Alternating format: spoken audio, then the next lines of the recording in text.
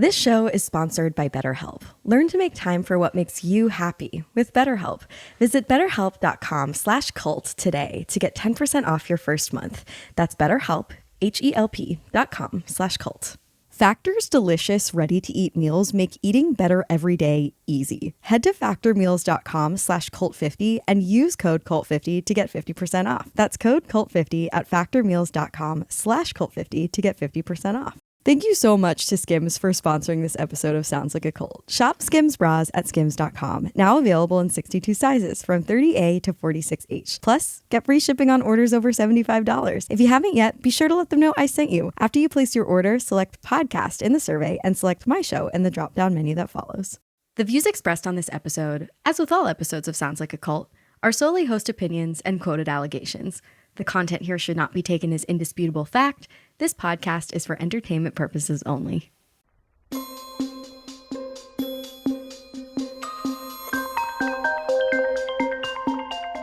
This is Sounds Like a Cult, a show about the modern day cults we all follow. I'm your host, Amanda Montell, author of the books Cultish, The Language of Fanaticism, and The Age of Magical Overthinking. Every week on the show, you're going to hear about a different group or guru that puts the cult in culture, from momfluencers to Elon Musk stans, to try and answer the big question. This group sounds like a cult, but is it really?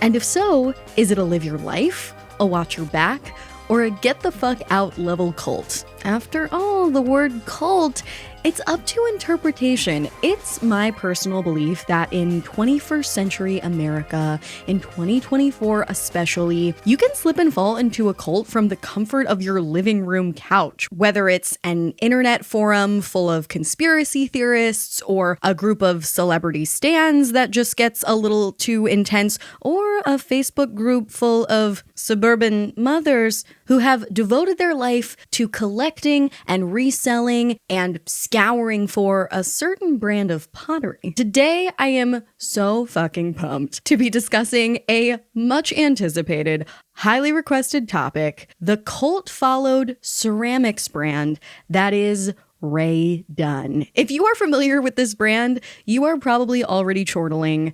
If you're not familiar, honey, you are in for a romp through this silly, ridiculous, sometimes kind of scary, and you might even say petty world of Rae Dunn cult followers. Joining me today as my special guest is one of two absolutely iconic co-hosts of the Petty Crimes podcast. I know I have some Petty Crimes listeners here. I am so excited to welcome Griff Stark-Ennis, who is here to discuss the Cult of Rae Dunn with me. This conversation was absolutely fucking hilarious. And if you enjoy it, Griff and his co-host Kira, they both do Petty Crimes together, are actually joining me as my special guests on this live tour that I'm doing in April that I would love to invite you to. If you live in or around New York, Boston, or Philly, you simply have to come to this extravaganza where we're going to celebrate my new book, but this is not your mother's book tour, as they say. There's going to be drag performances and cute little drinks and merch and petty culty pop culture gossip way too spicy to end up permanently anywhere on the internet. So very exclusive to this live tour. Kelsey McKinney from Normal Gossip is joining me for the Philly show. Kira and Griff are joining me for New York.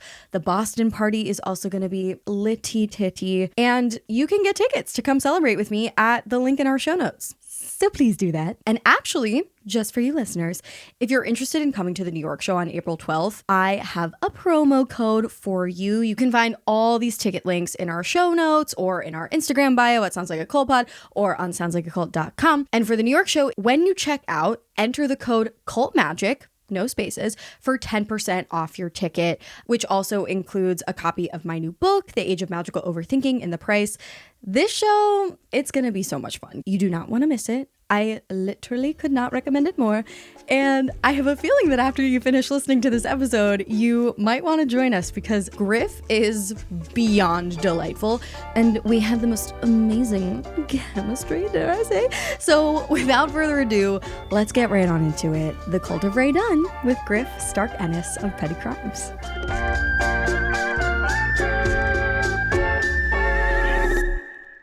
Griff, hello, hello, hello. Welcome to Sounds Like a Cult. Hello, thanks for having me in your little cult. Oh my God. So could you tell our listeners about you and your show and your cult?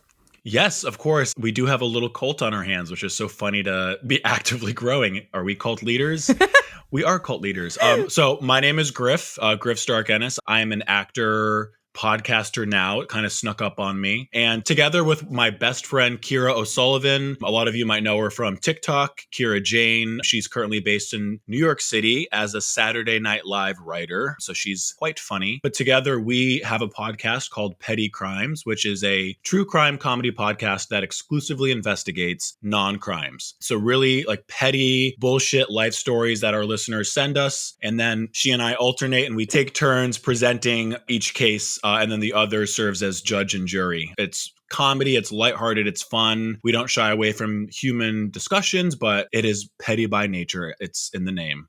So much alignment because we're like a cult podcast that doesn't really talk about cults, and you're a crime podcast that doesn't really talk about crimes. And also, this show is just like a lighthearted show where we're poking fun at fanaticism and everyday culture. So how do you personally define the word cult, though? Okay, I've not been in the cults that maybe your show avoids. There's no Manson in my life. So glad to hear that. Yeah, I'm honestly glad to be able to say it. I guess I would view a cult as a group that has some kind of exclusivity. It doesn't need to be like completely barring people from joining, but there's something you need to like earn or do to get inside this group. And then it's obviously sets you apart from the mass. So it's unique with whatever its value proposition is. And I guess I would be curious to ask you, Amanda, like, do people in cults oftentimes know that they're in cults?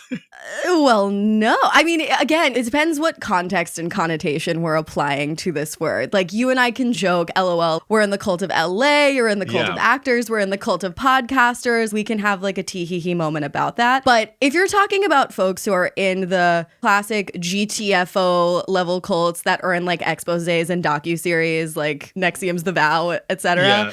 No, of course not. Nobody gets involved in a group that is later found to be like exploitative, manipulative, abusive on purpose. It's the same way that like nobody chooses to date a toxic partner. Like you don't think that person is toxic. Yeah. Actually, no, now that you raise an eyebrow, there are probably some new age freaks out here in LA who are like, I want to join a damn club. Yes. Oh my God, very much. And things can evolve, which is a good point. Like maybe you start in a group and then as the non-leader, you don't realize how it's snowballing because you're not in control of it. So yeah, I guess you're right. Like I've definitely participated in like the acting cult, the podcast cult, but like I used to work at Barry's boot camp, which, you know, would be a great cult. I know. I work at a private members only club here in Los Angeles. So I've got like a toe in cults, I would say, but like at the level that we enjoy talking about, not at the like scary, get the fuck out level. Exactly. No, you're totally in several cults that we would cover on this show. Yes. Not that they would cover on like those other cult shows that I also love, but they're dark. I like what you said about the self-deprecation because I do actually think that the allure of cults is that sense of surrender. You know, like speaking of Barry's boot camp, I think probably a lot of what the hardcore Barry's people like is that when they get in there, they're being screamed at what to do for like 50 minutes. And that feels probably like relief after working all day at your corporate job at CAA. Yeah, no, absolutely. Like, I guess one part of it, the attraction of cults is like you sign up to get on this bus and you're a rider, you're not driving the bus. And so for so many areas of our lives, it's like exhausting just to keep that bus in the lane, kind of not crashing.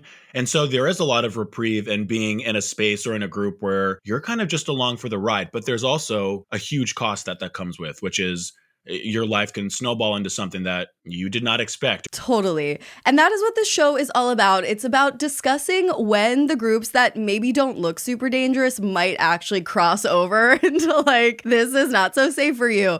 And that's why I'm like already chuckling about today's subject, potentially the pettiest subject we've ever covered. Yes. And that is why you're the perfect guest to join.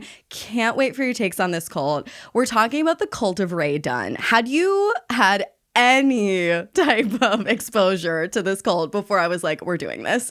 I don't think I knew what this cult was called, but I've definitely seen the products of this cult now that I've done some research. Like the products have been around home stores. Obviously, you'll spill the tea on what it is, but like I think I was more familiar with it than I thought I would be. Oh my God. That's like how like really hardcore cults do have products that like infiltrate into everyday life. Like, you know that brand Yogi Tea? It's just a grocery store tea brand that is owned by a Kundalini yoga cult called the Healthy, Happy, Holy organization, which you would never know. Cults are out here culting in the wild and the open. So today we're here to talk about the Cult of Rae Dunn.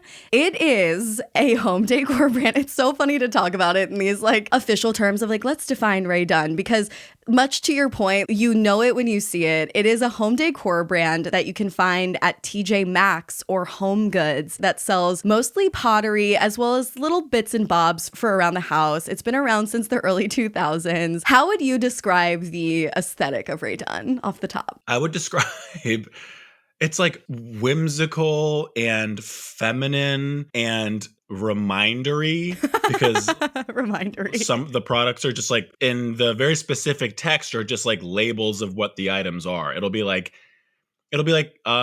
coffee or salt. The font is very like thin and sleek. It's very relatable. It's very down to earth and approachable. Exactly. That's a wonderful description. I would put it in the farmhouse category of decor. Ugh. I have thoughts. You don't know this and your listeners don't, but our listeners very well know that I grew up on a farm. And so anything that appropriates farm aesthetic, especially in like cities or suburbs, I have thoughts on. But I can't wait to hear more of those thoughts. Mm-hmm. You're like, farm cosplay, offensive. Get the fuck out. Yeah. A lot of cults are farm cosplay. The Mansons, they were trying to pretend they were like picking their own crops. It's like, you don't have to do that. Yeah, aren't they like north of LA or something? Yeah. Yes. Like Midsommar, that is farm cosplay. You know what I'm saying? Like they're just like in a field pretending that they need chickens. So silly. Okay, so Rae Dunn, you know this brand. They make everything from like sugar bowls to mugs to piggy banks that say oink on them, remindery, to Christmas figurines. And yes, this aesthetic is recognizable as hell. It's cozy, it's off-white. They have little sayings printed on them that are printed in this very specific hand-drawn looking font, which I would sort of describe as like the older sister of Comic Sans. I love that. Sort of bridesmaid cursive meets Comic Sans, in my opinion, you know? Yeah, Kira and I actually, we went to college together and we both did this summer job called Orientation Leader. And we had to make signs for each group of students that came in for orientation. And Amanda, I realized that the way that I wrote my signs every week, just the way that I write big signs with big letters is giving Rae Dunn. Because like the handwriting is neat, but like it's a little squiggly. It's a little eccentric, but not too much to scare you away. Yeah, it's like quirky, but suburban. This is why it's so popular. As quirky as suburban people can get. Whoa. You're like, I stand with the city people. I stand with rural. I do not stand with suburban. That is so true. Like suburbs to me are so, because I grew up rural and then I'm obviously familiar with cities like Boston, New York, LA. So when I go to the suburbs, and that ties into Rae Dunn, the uniformity of everything freaks me out, because at least in rural and city, you're getting a lot of diversity, but like going in like a cul-de-sac, I didn't even know what that was. Suburbs freak me out. Yes. Oh my God. Great point. The conformity, the cult of the suburbs. Mm-hmm. So some might know this brand Rae Dunn as the Live, Laugh, Love brand. It's like if you have a fucking mason jar-esque container printed with Live, Laugh, Love, or like a mug printed with Cup of Happy, or a plate that says I am enough, or, you know, a salad bowl that says smile. And spoiler alert, the brand has developed this completely insane community of fans and influencers and collectors and resellers to the point that it has legit taken over people's lives. So we're already getting into it, but does anything immediately strike you about Rae Dunn as culty? Oh, God. Well, I mean, I guess high level, it's the idea aesthetically that if you buy something, and I guess correct me if I'm wrong, because I do know that there might be some kind of unique pieces that Rae Dunners look for, but I like my aesthetic to be a little unique. And so I guess the idea that you're getting a piece that potentially thousands of others also have, to me, high level is culty, because it's, you look at it and you're like, this is mine, but a lot of other people have it. So I'm part of this group just from purchasing it. It's very interesting that you say that, because something that I think is culty about Rae Dunn is this tension between conformity and exclusivity. Yeah. There are like collectors and resellers, and we'll get into it, people who like want to be the only one to be in possession of this salad bowl that says smile. But at the same time, yes, it's obviously not like super bespoke or individual. So that juxtaposition of conformist suburban and very exclusive, I want to be the only one with this mug that basically looks like every other mug. Yeah. It's giving delusion. I'm curious too, like how Rae Dunn actually feels. Cause like as an artist, generally you start out with like one of a kind pieces. And then once you find mass popularity, you're forced to kind of dilute's kind of the wrong word, but like just spread your art very thin. She's getting a paycheck, I would assume, but the cost is that like your art is a lot more consumable for the masses. I didn't even know that Rae Dunn was a real person, because it doesn't look like a real name, but she is. She is like the ceramicist that started it all, but she has very mixed feelings about what's become of the brand. So Rae Dunn actually describes herself as quiet and shy and doesn't even like how rabid her followers have become. According to a Yahoo piece, she said herself, "I never intended on becoming a brand, much less creating this weird phenomenon." So she knows it's a cult and she feels odd about it.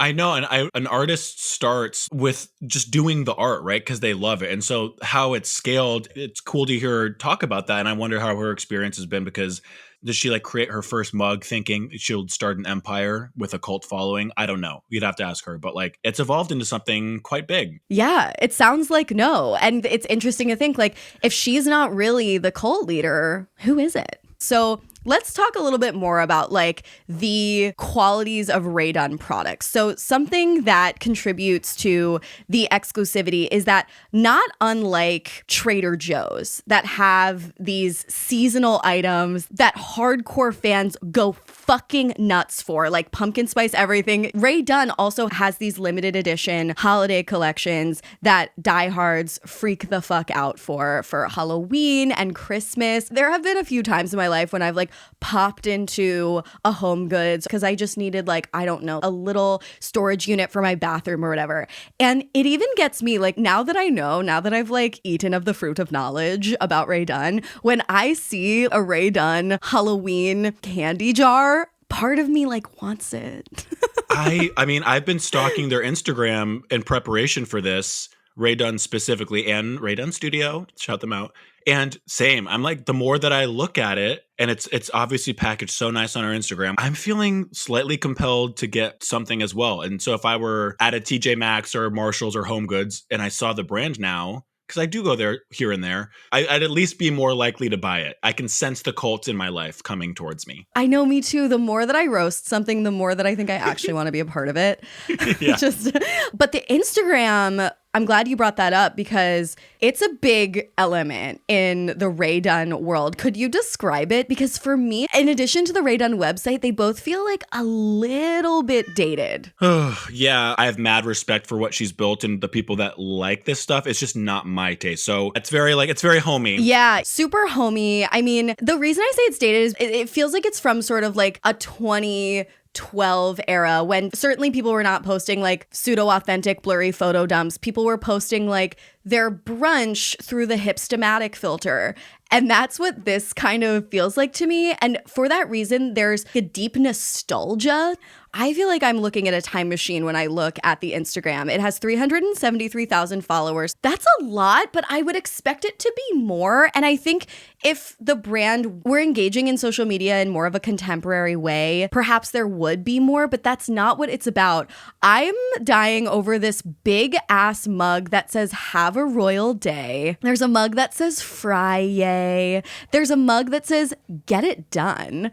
So it's very like faux-spirational. It's the live, laugh, love. And I do think the font plays a role because it almost feels like a handwritten letter from your best friend or your mom telling you to like keep your chin up, have a wonderful Friday. There's almost an intimacy and a coziness with the lettering and the messaging itself. Like it's not random that it like really speaks to people. Well, yeah, it's like I'm not someone who needs that reminder. Like I said, like I don't the reminderiness of it. Like, and I know that it helps to like write your, manifest and like Oprah mirror, write sticky notes, blah, blah, blah. But like, I think it would annoy me to constantly be seeing those reminders to like be happy and be good. Because as much as I like that, I don't always want to try to be happy. Like it's important sometimes not to have a royal day, sometimes to have like a peasant day, Right. I'm curious too, like your point about like the aesthetic, like I'm a millennial, I'm 31. If she's cultivating this Instagram, like how old is Rae Dunn, right? Like my Instagram versus a 15-year-old's looks dated and is probably not like the most current aesthetic. So to your point, it is nostalgic because I'm a proper millennial and this is kind of like how Instagram started. Still images, they go by like seasons of the year. You're absolutely right because I think her core market is millennials, older millennials, and this is what we want to see in a way. Like, even if our aesthetic or our taste has updated a little bit, when we see an Instagram that looks like this, it makes us feel comforted. Rae Dunn herself is in her early 60s, allegedly. Oh. There is some mystery surrounding her birth year. She looks amazing. Okay, so if you still, for some fucking reason, cannot picture Rae Dunn, I found an amazing Vice quote that summed it up perfectly. It says, "You likely know Rae Dunn, even if you don't think you do. Think of hashtag just girly things, the Hallmark Channel, and Christian Girl Autumn. It's one of many Pinterest-ready elements under the Ciscore meets Wine Mom umbrella." Wow, I mean, whoever wrote that did it justice. It does give Hallmark. Like, that's a really good cinematic reference or even like card reference. It's very Hallmarky. Yes, absolutely. And like, again, it's so bad it's good. Like, it feeds us like mashed potato comfort when we engage with Hallmark in the way that it does when we engage with Rae Dunn. I love the wine mom thing. Like, you can so see like some suburban like farmhouse mom putting her mommy juice in the Royal Day mug. And I feel that. I need some mommy juice. This year's been a chaotic start. So it's like wherever you find your comforts, I don't want to shame you for that because like we each find them differently. I don't live in the suburbs. I just don't get it. It's not your culture. Okay, let's think about whose culture this is, though. What type of person does gravitate toward Rae Dunn? Heavily female, I would assume. Women who care about their home space and I think want to make it warm. And so the suburban aspect plays into that as well. I don't see a ton of like brown hands holding mugs on this Instagram. So dare I say that it's very white? Astute. Yes. Astute. I would say that I am sensing, not to be sensationalist, but I am sensing that there might be a Venn diagram connecting Rae Dunn patrons with maybe like multi-level marketing. Like maybe they're the same people who like sold LuLaRoe 10 years ago. Oh my gosh. That was like a whole chapter I was asleep for, but I see the Venn diagram for sure. Like, especially knowing how they like consume it. And I'm sure we'll talk about that, like how they like buy everything. And yes. Yeah. So like I'm sensing suburban white woman who has a very warm and kind of soft aesthetic in their home space. It's like aggressively soft. Yes. Cookies, yes. And I love the mention that you made of like not wanting to shame anyone for the things that bring them comfort. We did an episode on the cult of Disney adults and people were ready to come for these Disney adults' necks. We talk about like flat earthers, hardcore conspiracy theorists who like actually harm the world. No, they don't want to roast them. They want to fucking eviscerate the Disney adults. And here's where we have to be like, pause. We are not here to like shame, make fun of in an actually mean way. We're here to sort of gently gently roast the ways that we seek belonging and meaning and connection in today's society. And we're here to find out if there's actually something sinister underneath things that look innocent. And with Disney adults, spoiler if you haven't listened to that episode, it's not that sinister, but we need to find out whether Rae Dunn is.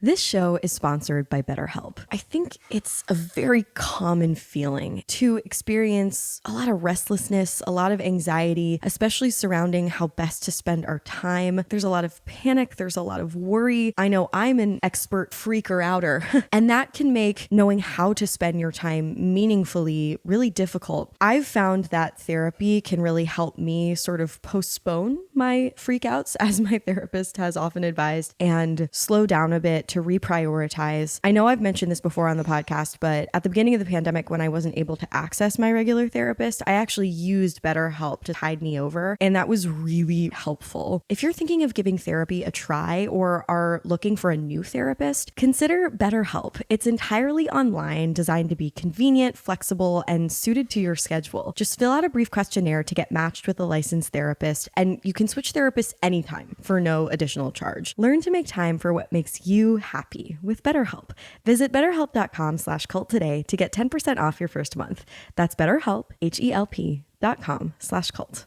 Ooh, I am just peachy keen to tell you about Factor, one of our sponsors for today's episode of Sounds Like a Cult. Factor's delicious, ready-to-eat meals make eating better every day easy. Wherever tomorrow takes you, be ready with pre-ordered, chef-crafted, and dietitian-approved meals delivered right to your door. I am obsessed with Factor. These meals are ready in 2 minutes, okay? Which is amazing because I'm always strapped for time and I can't cook. When I start to get hangry and I don't know what to do or where to turn, it's so nice to be able to fuel up quickly with Factor's restaurant quality meals that are ready to heat and eat wherever you are. They've got snacks, smoothies, and more. A Factor meal that I recently tried and enjoyed was their smoky tofu and baked beans. I'm a vegetarian, and sometimes like prepackaged vegetarian meals can be a little flavorless, but not Factor's. They are rich and delicious. I would absolutely recommend this to anyone who struggles with what to eat when they don't have a lot of spare time. Head to factormeals.com/cult50 and use code cult50 to get 50% off. That's code cult50 at factormeals.com/cult50 to get 50% off.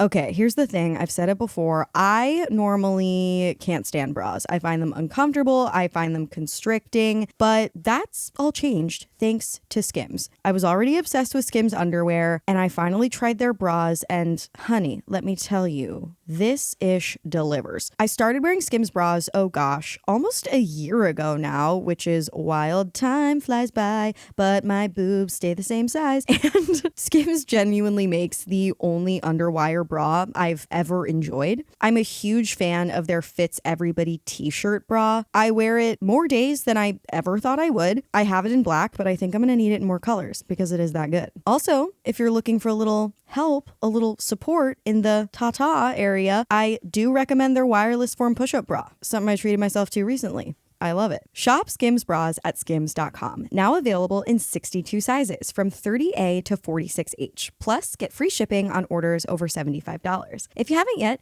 be sure to let them know I sent you. After you place your order, select podcast in the survey and select my show in the drop-down menu that follows.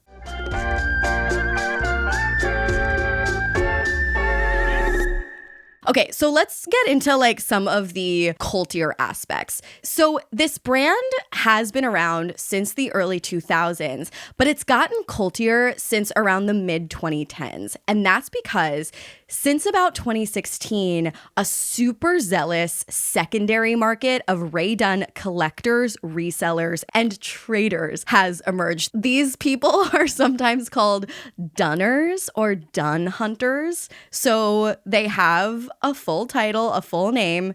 Are there any subcultures in like the rural farm area where you grew up? I have to know, like, are there people like low-key like collecting and reselling exclusive farm equipment?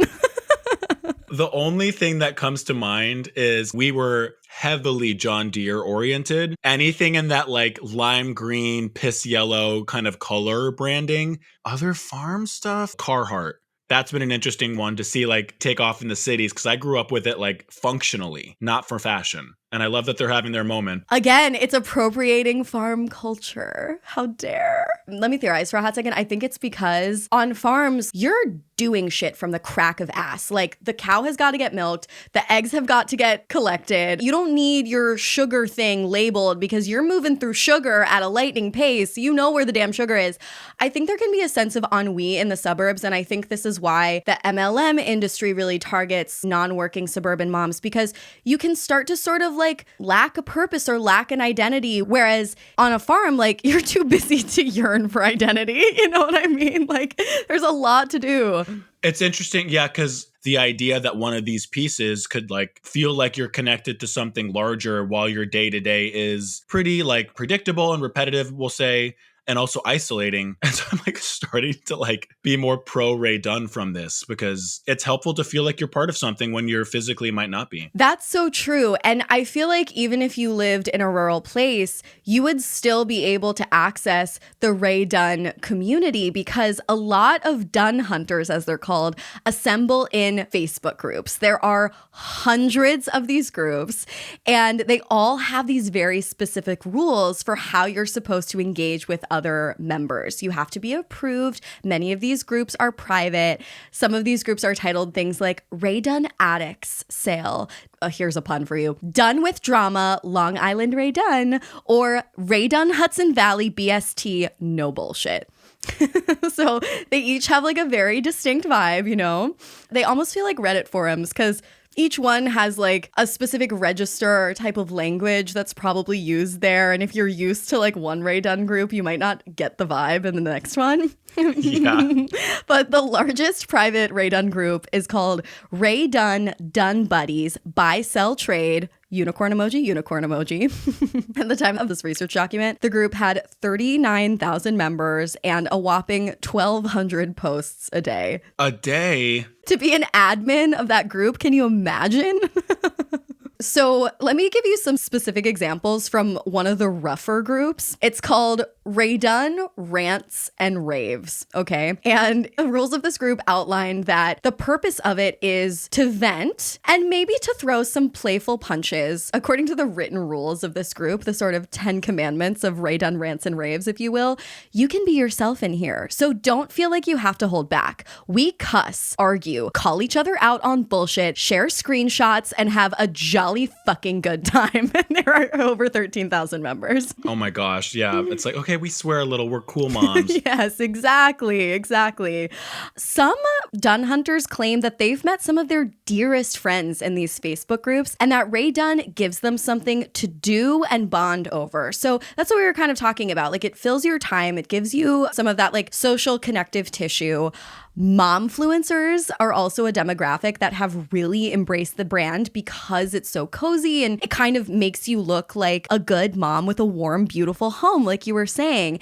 And some fans have built whole entire side hustles on becoming sort of unofficial spokespeople for the Ray Dunn aesthetic and for being in the know or having all the best product scoop and for reselling products. So there's a hierarchy, which, you know, cults often have. So I know you're curious to talk more about our girly Ray Dunn. Her skin looks amazing. There are a few photos of her on the social media online. What was your first impression of Miss Ray Dunn herself? Northern California, beachy, clean beauty. Totally. I think she looks like straight out of Big Little Lies. That's so funny because I looked at where she's based and it looks like exactly where I said. And it does give that area of California, which seems so different than Los Angeles. I'm not native to California. So when I go up there, I'm like, oh, this is like a literal different country. But I mean, I think it makes sense for what she's putting out. She does have this aspirational sort of mother aesthetic, kind of like almost a more relatable brunette Gwyneth Paltrow energy.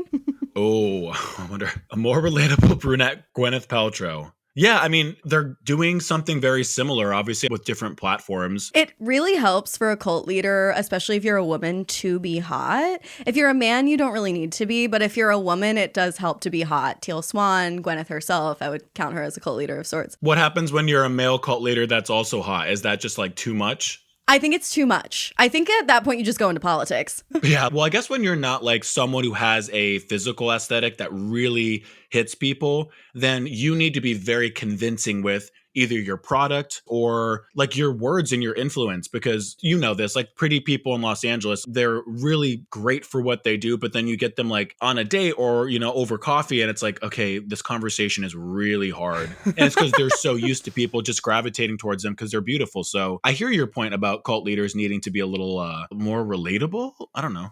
Yeah, well, that is true too. And it depends what kind of cult you're aiming for. Because if you're aiming for like populist energy, you probably are going to want to look a little bit more relatable. And I think Rae Dunn is beautiful, but not too beautiful. And that really works for her position.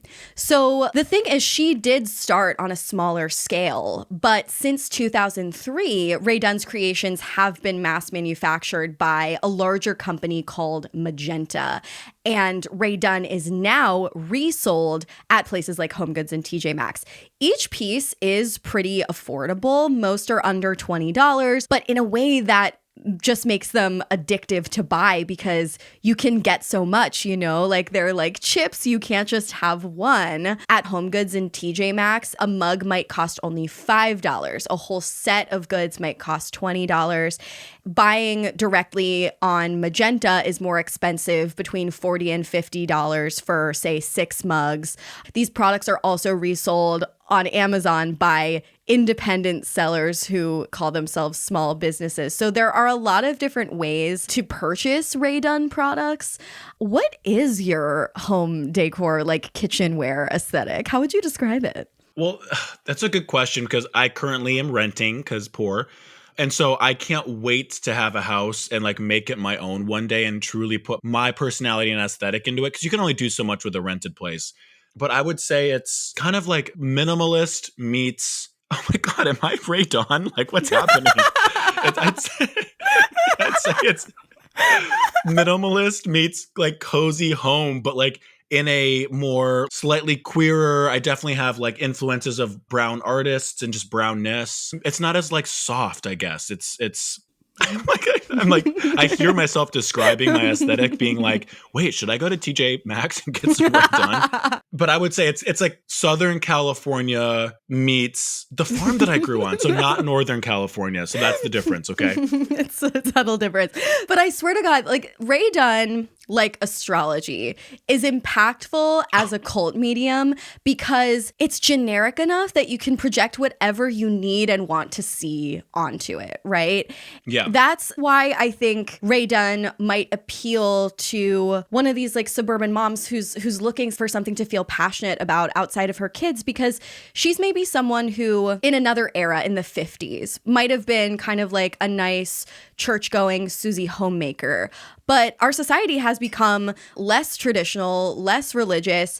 And so in a way, Rae Dunn has kind of replaced the community that you might have once found at church with something like a little more secular and consumerist that translates to social media. So I want to read some more quotes from Vice describing Rae Dunn that actually came from workers at Marshall's and TJ Maxx and would witness Rae Dunn fans like come in and shop, right? So one of these employees told Vice, "The first time I ever did an opening shift for Marshall's, I was told by my manager to watch out for the Rae Dunn women."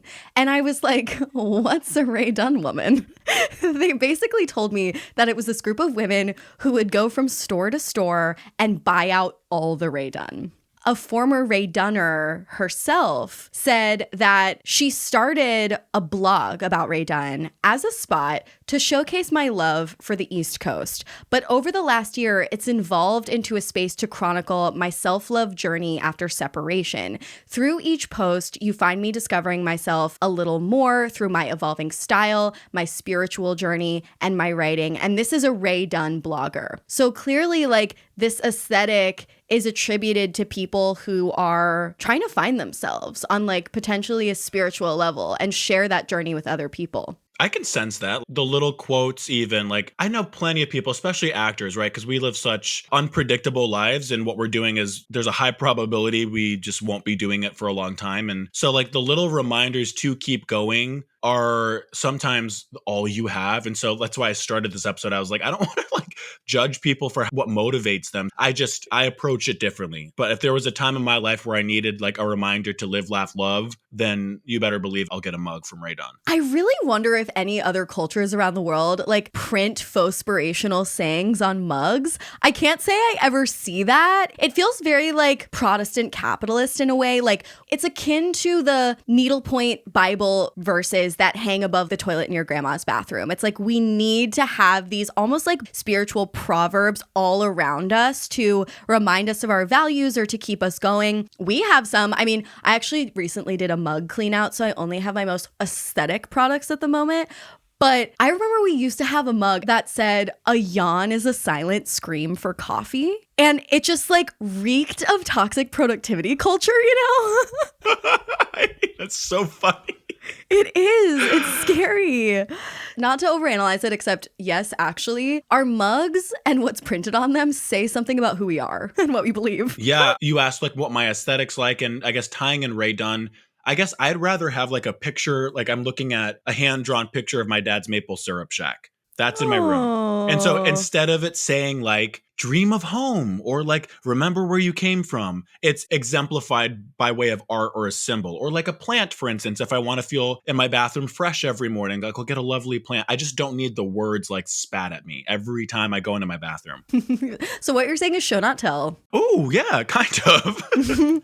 Which like cult leaders famously tell, not show. Oh, interesting. So let me ask you though, like literally why do you think this brand has become so cult followed? Because for me, it still doesn't make total sense. Like, is it the font? Is it the limited edition resale side of it? Like, what do you actually think fundamentally is happening here? The first thing that pops into my mind is the ease of access to the cult. And so these like I know people in Los Angeles or in the world, like we're not collecting like Hermes bags. This is a very easy price point entry level to buy into this cult. So like you had mentioned, a mug could be like $10 depending on where you're getting it or if it's in a set.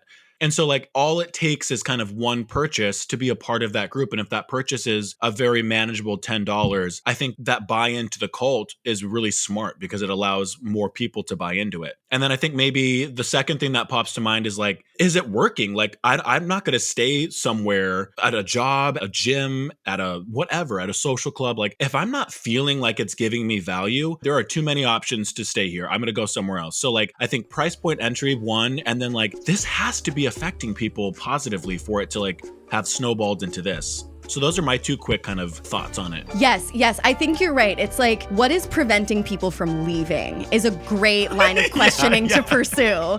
And it's like, is it just that compelling or are there exit costs? Oh, yeah.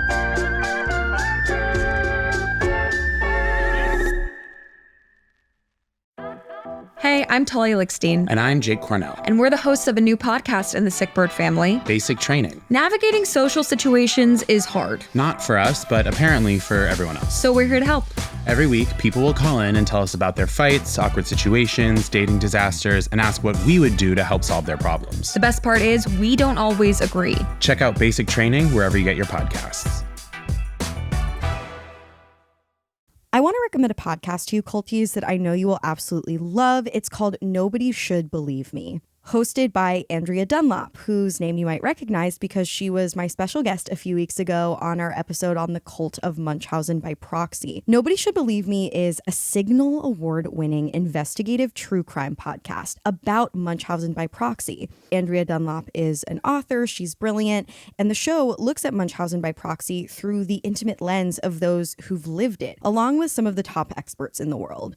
It offers a very timely exploration with the case of Gypsy Rose Blanchard in the headlines. The New York Times called it a rich and harrowing chronicle of the condition, and it has more than 5 million downloads to date. It's consistently on the Apple True Crime charts, as high as spot number 8. Hello, let's get it to number 1. And all episodes of the first 3 seasons are out now to binge wherever you listen to podcasts. Andrea is a fantastic podcaster, a wonderful reporter, a genuinely good person, and a friend. So I can't think of a better podcast for you to listen to. Again, it's called Nobody Should Believe Me, and you can find it on all major platforms.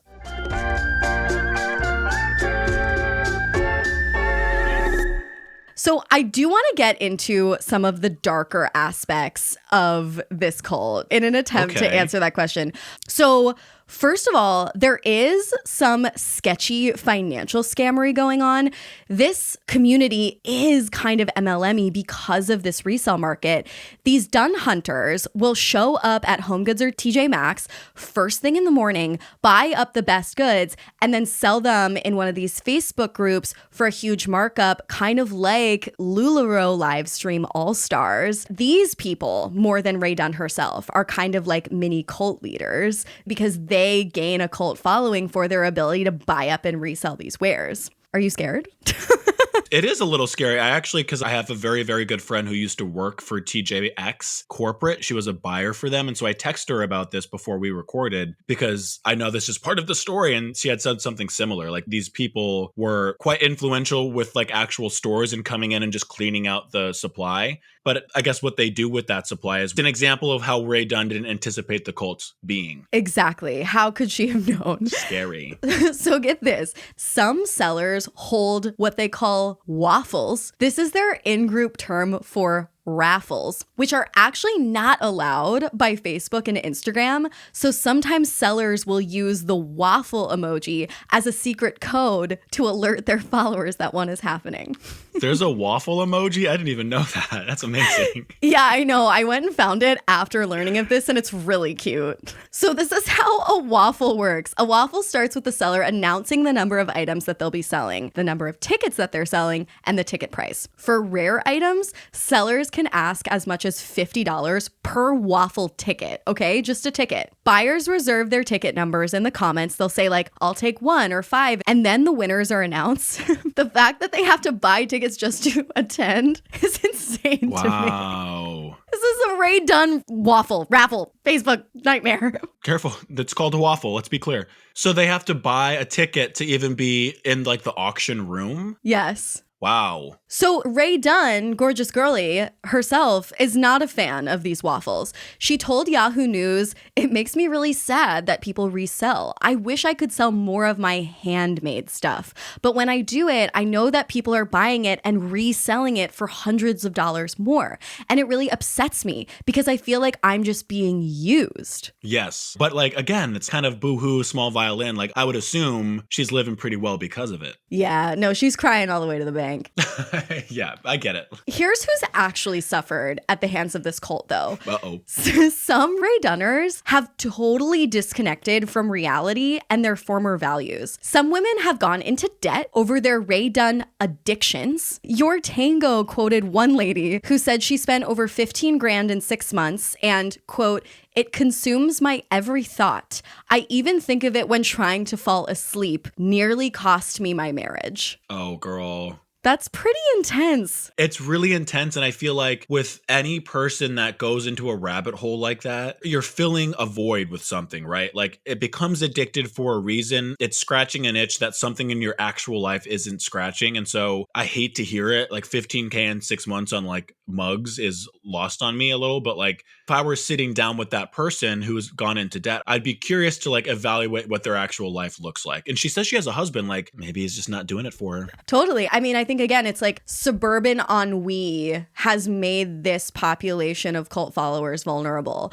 Like not everybody would be susceptible to the Cult of Rae Dunn. It's a specific demographic, which is very interesting. I wish they had waffles in real life because it'd be so interesting to go into like a ballroom at a hotel and just see the demo of Rae Dunn consumers. Yes. And have a follow-up episode and be like, now we see more of a completed painting here. So a couple more pretty disturbing quotes. Another Rae Dunn hunter in Florida who posts about the brand on TikTok said, "My kids say, 'Mom, you choose pottery over us. It's bad. It's bad.'"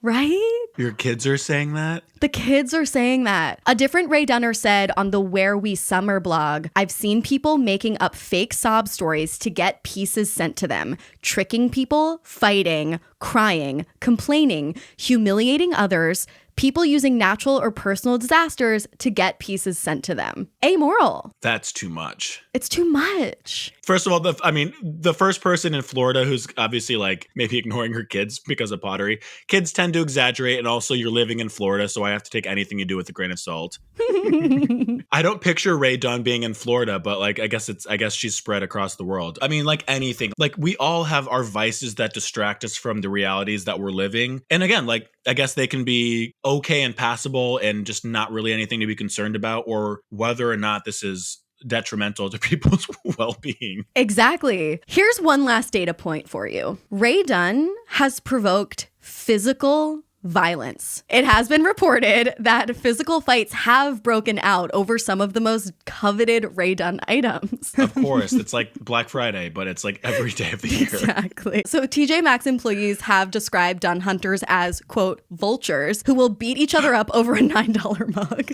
Yeah, and that's where you have to be like, this isn't about the mug. This is about something that's going on in your life. Like my survival job up until hopefully this year has been working in restaurants here in Los Angeles because I'm an up and coming actor, and I work at this private members club, and we don't experience this that much at this place, but like anyone who's worked customer service, including these TJ Maxx employees, when you see two people or one person just overreacting to like, this is a Diet Coke, I asked for a Coke, or like this Ray Dunn mug, it's like, this isn't about the Diet Coke. This isn't about the mug. This is about something in your life that you're channeling through this random, seemingly significant object. Yeah, I just always think of that Elle Woods quote from Legally Blonde where she's like, happy people don't shoot their husbands. Yeah, exactly. Endorphins. And happy people don't get in fights at TJ Maxx. Like, I gotta draw the line. It's like something else. Totally. So I did read in The Cut about a lady who got into one of these notorious aisle fights, as they're called, at HomeGoods while trying to put a ceramic birdhouse in her cart. So this woman was pushed by another Dunn hunter and had to get 63 stitches in her head. This is true. Oh, no. While she was in the hospital, she was like, okay, I'm quitting Ray Dunn forever. It's too much. But when Halloween came around and all of that irresistible limited edition stuff hit the shelves, she couldn't resist. She psychologically could not bring herself to defect from the Cult of Rae Dunn.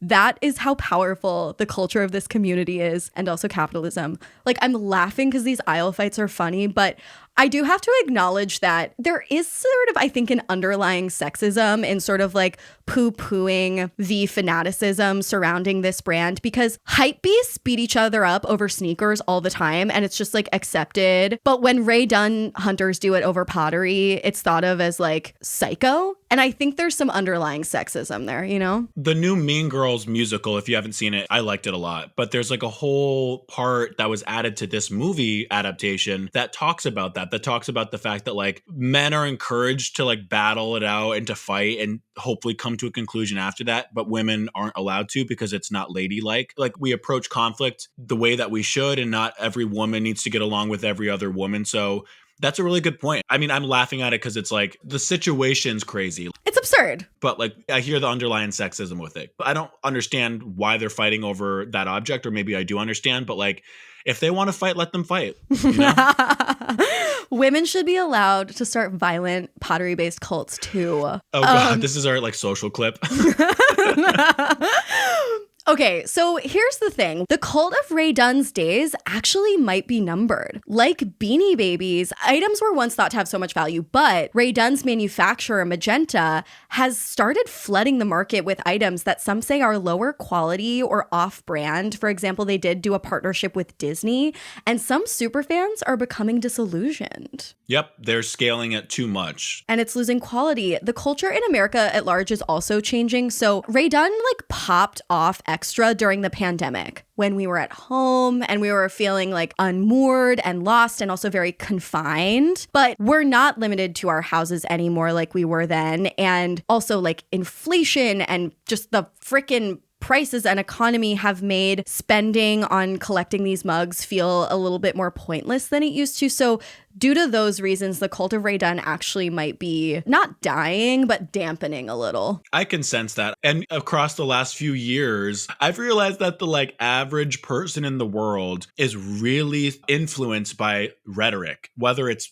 a politician saying that they will change their lives and they never do, whether it's a celebrity endorsing a brand, whatever. It's like I've realized that the average person in this world doesn't double click into things. They just take, like what you said, the pamphlets, the promise of Ray Dunn's value, whatever. They take it at face value and they double down on it. Absolutely. I don't consider myself average, but I definitely feel susceptible to certain marketing of course. For things that I really find important. I just don't find Beanie Babies or coffee mugs that important. 100%. No one's going to be skeptical of a piece of marketing language that they really want to believe. You're just going to believe it because you want it to be true. Exactly. Talk about Celsius to me, that's a different story, honey. Well, I think too, it's also this like individualist competitive nature that exists in the United States, or like the American sensibility.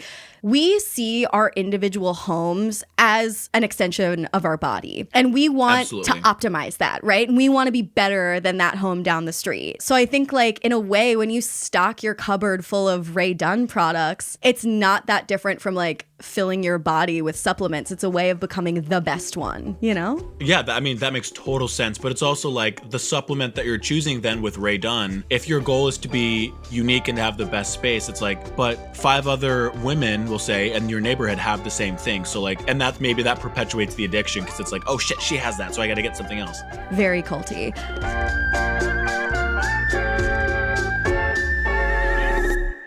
Okay, so now we're gonna play a little game before we get to our culty verdict. This is a classic, sounds like a cult game. It's called Culty Quotes. This is how it works.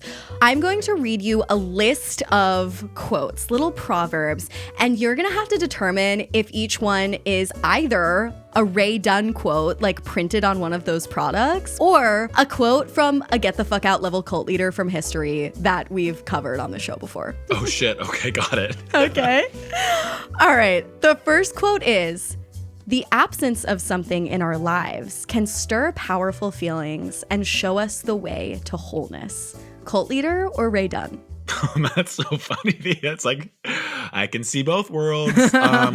I'm gonna say, get the fuck out, cult leader. This was a Rae Dunn quote directly from her website. No!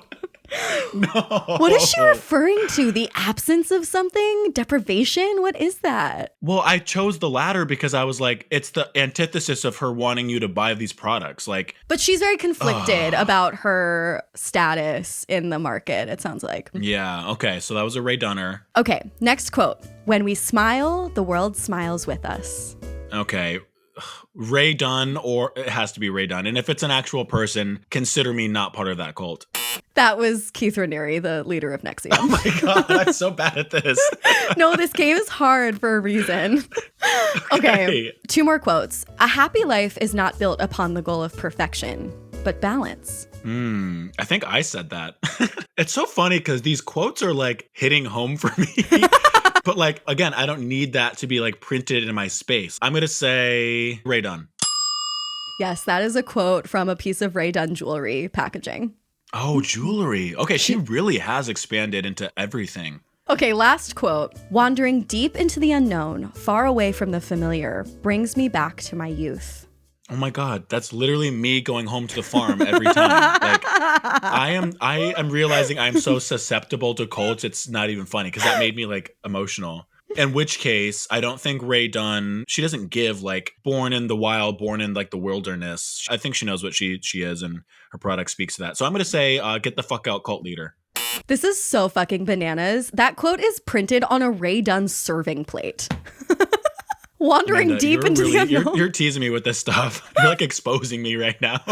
No, I mean like cult leader, cult followed brand, tomato to fucking motto, you know? I think if I were to like be in a Rae Dunn woman's house or person's house and, it was everywhere, all these quotes, like I would be for the quotes if they were presented to me and in the moment they made sense. But if I was like at your dining table in suburban Connecticut and you're putting this platter in front of me that is encouraging me to go get lost in the woods, I would look at it. I'd look at the little deviled egg and I'd be like, I'm not getting this. I totally agree. And I also don't understand printing such a long quote on a serving platter because the serving platter is like filled with food. It's got a Caesar salad on it. Like you can't even read it. I know. I guess if it's like a full platter, the message is lost. Maybe that's a quote. if your platter's full, you're not The lost. message is lost. Yes.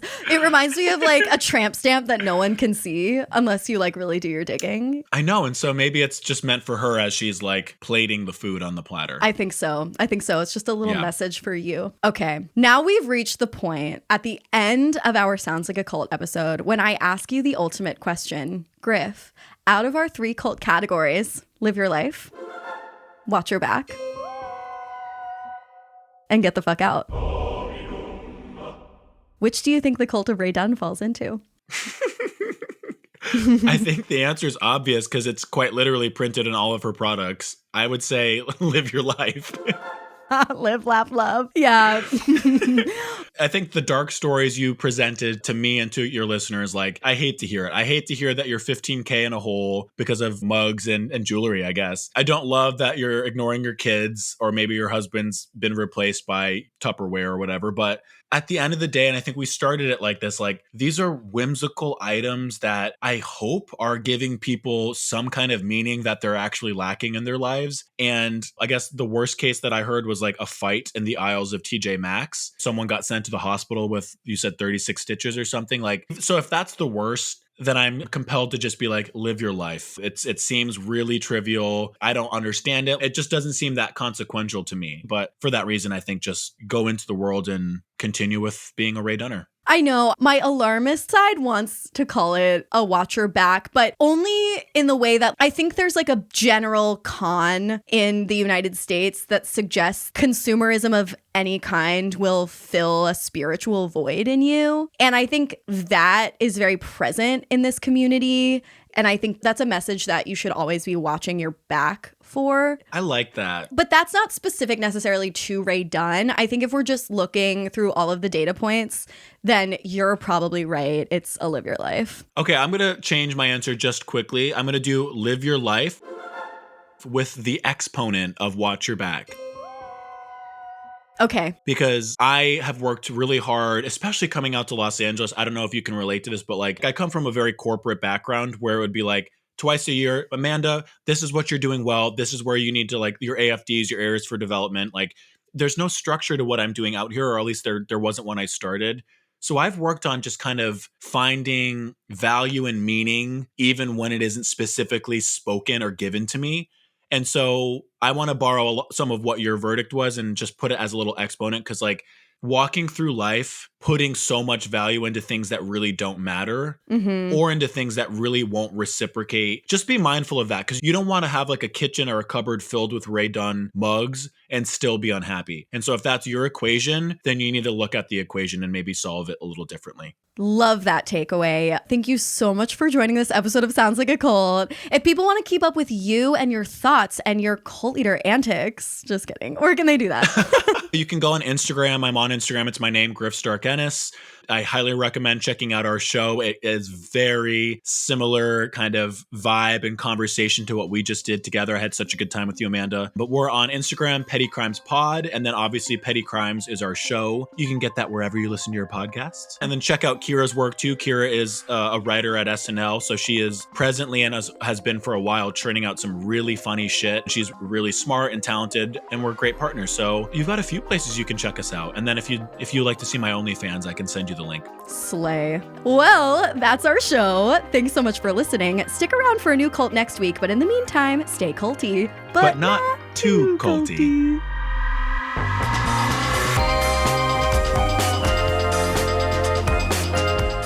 Sounds Like a Cult is hosted and produced by Amanda Montell and edited by Jordan Moore of The Pod Cabin. Our theme music is by Casey Cole. This episode was made with production help from Katie Epperson. Our intern is Reese Oliver. Thank you as well to our partner, All Things Comedy. And if you like the show, please feel free to check out my books, Word Slut, A Feminist Guide to Taking Back the English Language, Cultish, The Language of Fanaticism, and the forthcoming The Age of Magical Overthinking, Notes on Modern Irrationality. If you're a fan of Sounds Like a Cult, I would really appreciate it if you'd leave a rating and review on Apple Podcasts.